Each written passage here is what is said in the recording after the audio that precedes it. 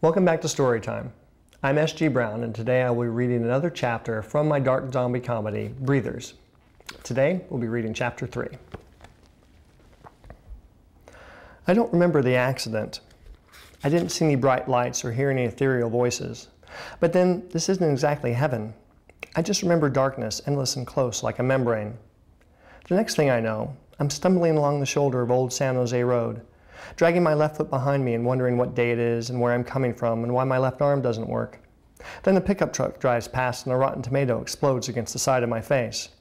Two teenagers are riding in the back of the truck. One of them has his pants pulled down and his bare ass pointed my way, while the second one throws another tomato at me and yells, "Go back to your grave, you freak!" At first I think they're just being kids, throwing rotten tomatoes at people for kicks. Denial is one of the first hurdles zombies have to overcome. Then I stagger up to Bill's Groceries and catch a glimpse of myself in the front window. My left ankle is twisted at an obscene angle. My left arm is useless, the bones pulverized from the shoulder to the elbow, ending in a twisted claw that used to be my left hand, while my left ear is mangled and my face looks like a jigsaw puzzle. As I stare at my hazy reflection, dressed in a black suit and tie and looking like I just walked off the set of a George Romero film, a 6-year-old girl walks out the door, drops her frozen fudge bar when she sees me, and runs off screaming. Not exactly one of the top 10 moments of my life. Except this isn't life anymore, and it's not death either. It's not even in between.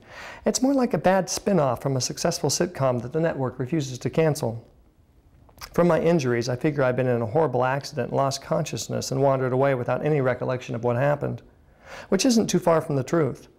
Except I've lost consciousness for 3 days, and instead of wandering away from the accident, I've wandered away from my coffin less than 24 hours before my funeral. I don't know any of this at the time.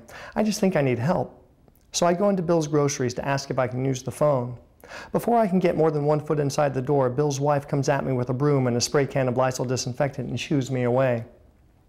I wander off, confused, with rotten pieces of tomato clinging to my face as I stagger toward town looking for help. A quarter mile away, I come to a park. There are 2 payphones over by the restroom, so I lurch my way up the sidewalk, dragging my left foot behind me, ignoring the screams of children as they scatter in front of me like the Red Sea parting for Moses. Though I suppose Lazarus would make a more appropriate biblical reference.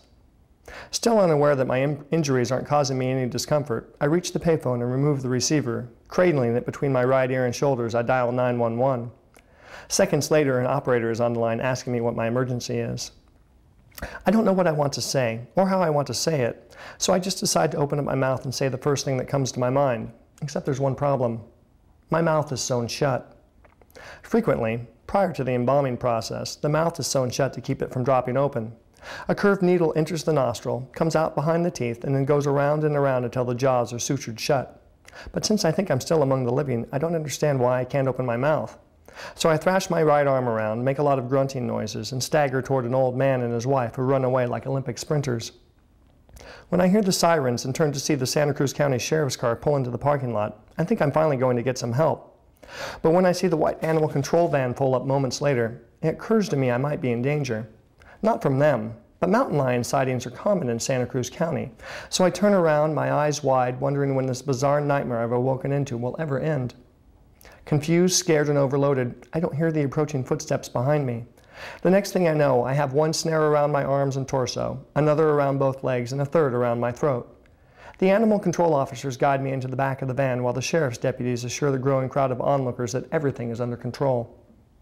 I spent 2 days in a cage at the SPCA until my parents finally came to pick me up. The stigma of collecting your undead son and bringing him home to live with you can wreak havoc on your social status, so I can't exactly blame them for not rushing out to claim me. But one more day and I might have been a crash test dummy. The normal holding time for a stray zombie without identification is 72 hours, 7 days with ID. For stray cats and dogs, it's the reverse. But without regular formaldehyde fixes, most fresh zombies start to spoil within 3 days. After the requisite holding period, unclaimed zombies get turned over to the county and salvaged for body parts or sold off for medical experiments. The SPCA is working to save more of us by soliciting zombie foster volunteers and implementing a companion zombie program, but those ideas haven't caught on yet. And since the majority of SPCA funding comes from private donations earmarked for animal programs, the accommodations for zombies at the shelter are pretty limited. My stay at the SPCA wasn't as bad as you might think, once I got over the initial shock. They gave me a bowl of fresh water and some kibble, along with my own litter box and a few squeaky toys to chew on. They even gave me a pair of dull children's scissors to cut out the mortician stitches so I could open my mouth. When we got home, my parents set me up with a mattress in the wine cellar. They didn't say much. Mom cried a lot and covered her nose and mouth with a towel to keep from gagging on the smell, while my father kept asking me why I couldn't have stayed dead like a normal son. My mother spoke to me once, asked me what I wanted.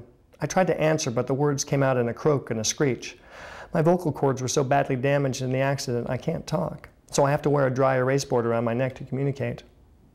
While my mother at least makes a pretense of understanding how difficult this has been for me, my father complains about the smell and the stigma and the expense of supporting a zombie. He even asked me once what I intend to do with myself, as if I have some kind of an answer. It's not like I reanimated with a 5-year plan, and no one exactly prepped me on how to be a zombie. It's a big adjustment, harder than you might imagine.